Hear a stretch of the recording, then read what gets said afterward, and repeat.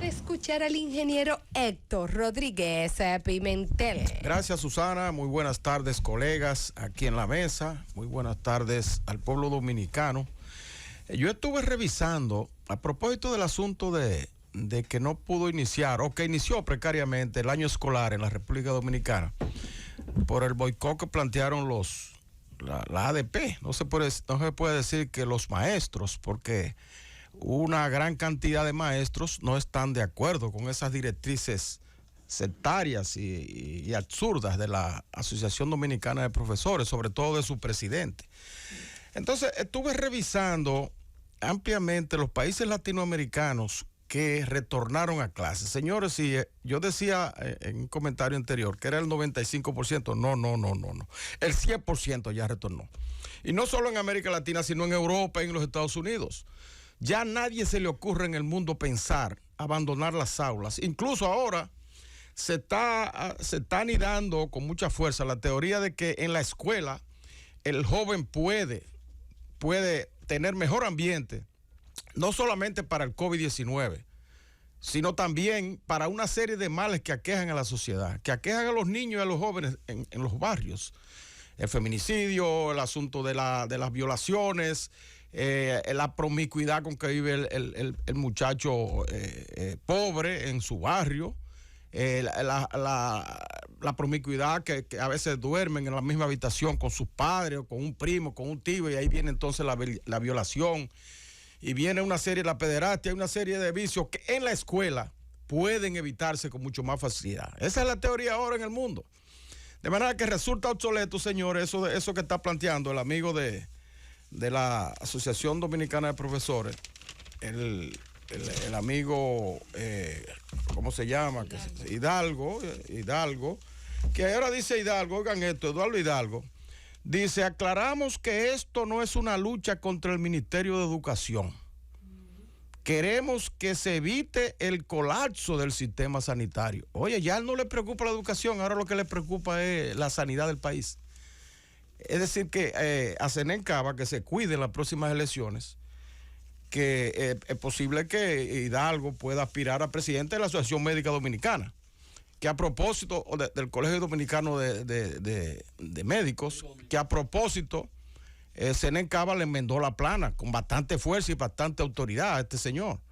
Y le dijo que él no discute con una persona que pueda caprichosamente emitir un juicio o tomar una acción, como en este caso, sino que él lo estudia desde el punto de vista científico. Y el Colegio Médico Dominicano, desde el punto de vista científico, ha determinado que lo que más conviene en esta coyuntura es volver a las aulas. Ya, ese tema debe pararse ahí.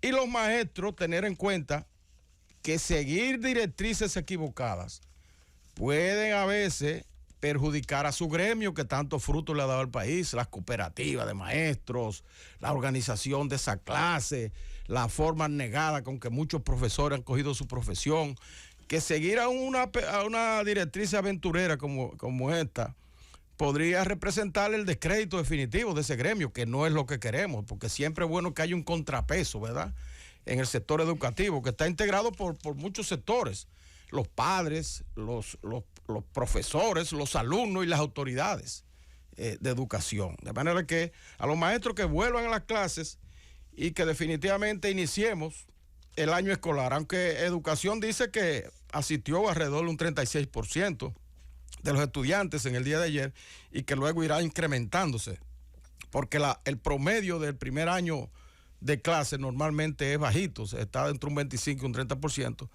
y parece que la asistencia superó esa cantidad. Por otro lado, señores, yo quiero llamar la atención sobre algo que está ocurriendo y que no es bueno dejar que se agudice y que se profundice, relacionado con el mismo sector educativo. Miren, los suplidores escolares se lo está llevando el diablo, los suplidores del desayuno escolar. Yo conozco muchos de esos suplidores, personas que tienen muchos años ya trabajando en estas cocinas, que son dueños de una cocina para preparar el almuerzo y el desayuno escolar y llevarlo religiosamente a las escuelas, y no aguantan más porque algunos tienen 8, 4, 5, 6, 7, 8, hasta 10 meses que no cobran, que no le pagan. Ya esto no tiene que ver con el rebú que se armó en la INAVIE, con el asunto de las licitaciones. No, esto es el pago. Entonces, educación debe priorizar el pago a esta gente. Ahora que se comenzó el año escolar, no esperar que esto haga crisis, porque va a llegar un momento, señor, en que muchos de esos suplidores no van a tener capital para suplir los alimentos escolares. Y entonces puede eso representar una crisis ahora que comienzan las clases. Entonces no esperemos, vayamos pagando. Al que le debamos 3 meses vamos a pagarle 1, al que le debamos 5 vamos a pagarle 2, y al que le debamos 10 vamos a pagarle 3. De suerte que ellos puedan seguir trabajando, porque esta gente no aguanta, no están descapitalizados. Entonces Fulcar y el INAVIE tienen que priorizar esos pagos por el bienestar de la educación. Por otra parte, señores, quiero referirme a otro tema, y es que en el día de ayer se abrió la mesa para la reforma electoral, y auspiciado por el Consejo Económico y Social, en la sede de la Junta Central Electoral, se reunieron delegados de todos los partidos políticos, los miembros del CES, parte del sector empresarial y parte también del gobierno, que tienen que ver con asuntos electorales. Una mesa bastante amplia, de alrededor de 60 personas, se reunieron allí para ver de qué manera podemos reformar las 2 leyes que reglamentan o que rigen las elecciones en nuestro país, que son la ley de régimen electoral y la ley de partidos políticos.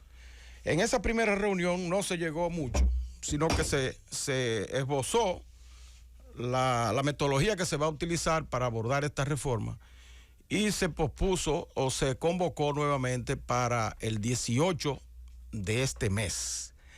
Esta reforma, señores, es importante, y es importante que se haga a tiempo en esta ocasión, porque una de las fallas de las elecciones pasadas fue que precisamente todavía a última hora, pocos días de la celebración de las elecciones, se estaban emitiendo reglamentos y cambiando asuntos, y el Tribunal Constitucional desautorizando textos de estas leyes que habían sido aprobadas en el Congreso, y eso representó un problema que perturbó indiscutiblemente el proceso electoral pasado. Ahora nosotros tenemos que hacer esta reforma antes de mayo de este año.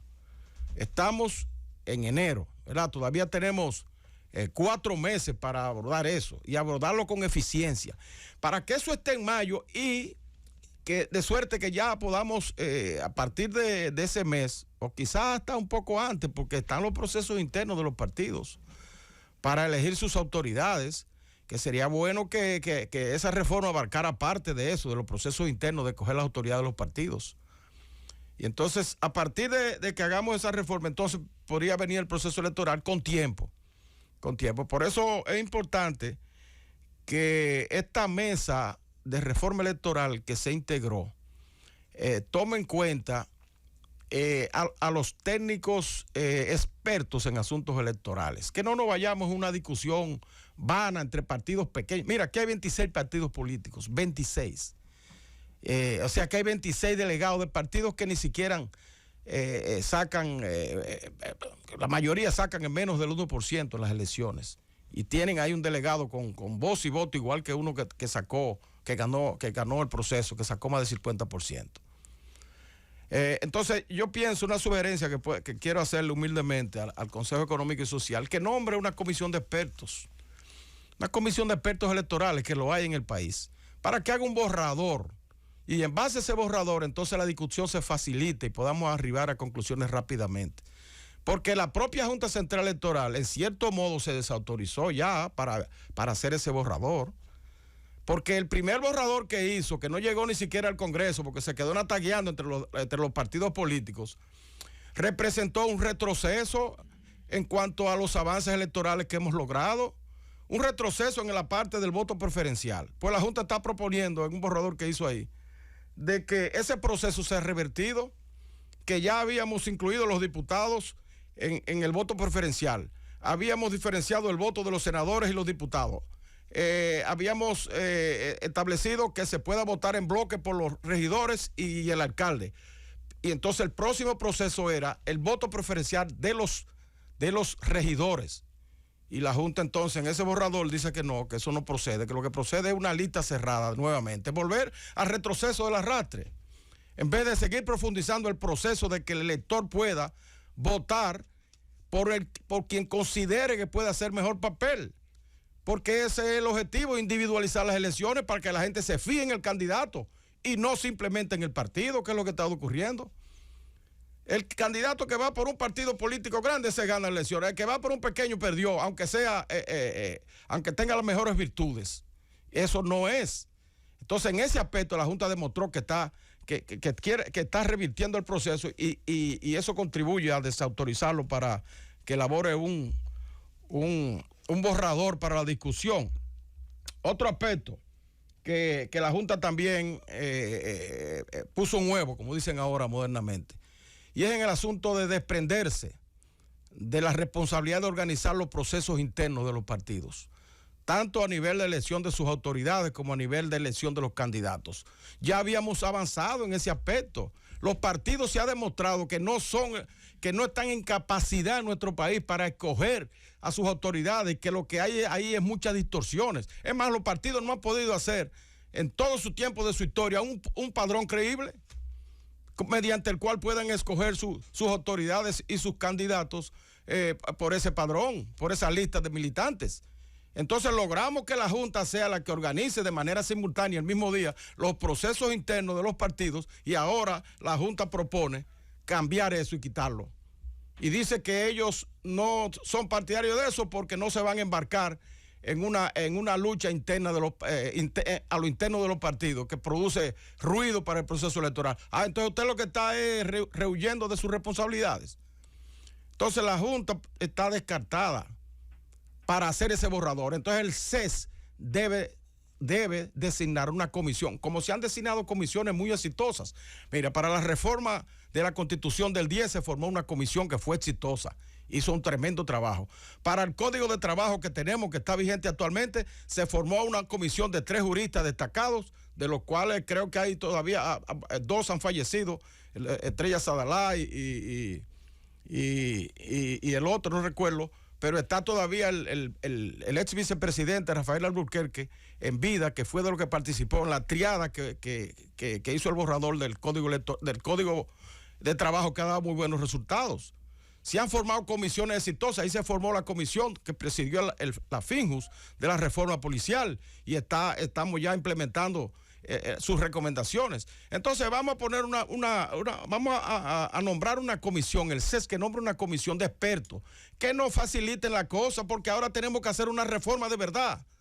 No es paño tibio como se hizo en las elecciones pasadas, que para escoger los procesos de democracia interna de los partidos, lo que hicieron fue un tollo. Escogieron como 7 métodos para que los partidos, la cúpula de los partidos, escojan el método que ellos quieren para escoger las autoridades. Es así, no. Nosotros tenemos que hacer una reforma de verdad que abarate las elecciones. En primer lugar, que abarate las elecciones, porque de esa manera es que nosotros podemos lograr igualdad en esos procesos electorales entre los competidores, que ahora mismo no hay ningún tipo de igualdad. Usted tiene, por ejemplo, un senador o un diputado que en la actualidad ocupa el cargo contra otro que va a competir para sustituirlo. Y la diferencia es enorme en cuanto a recursos, en cuanto a facilidad, en cuanto a aprovechar el cargo, de todo. Tenemos que buscar la mayor igualdad posible, abaratar las elecciones en primer lugar y en segundo lugar democratizar la vida interna de los partidos para evitar que se sigan adueñando al dirigente de los partidos políticos y se siga señalando que este es el partido de fulano, aquel es el partido de Mengano, aquel es el partido de Perencejo. No, que los partidos no son de nadie, son de la sociedad. Entonces hay que garantizar la democracia interna para que haya rotación dirigencial en esos partidos y sigan jugando un papel importante en el desarrollo democrático, porque lo que estamos ahora en un proceso es regresivo. Entonces esa reforma tiene que ser de verdad y para eso tiene que formarse una comisión técnica que haga un borrador que luego conocerá el Congreso Nacional y por fin podamos tener una verdadera reforma o un código electoral que garantice, que siga garantizando la democracia en la República Dominicana.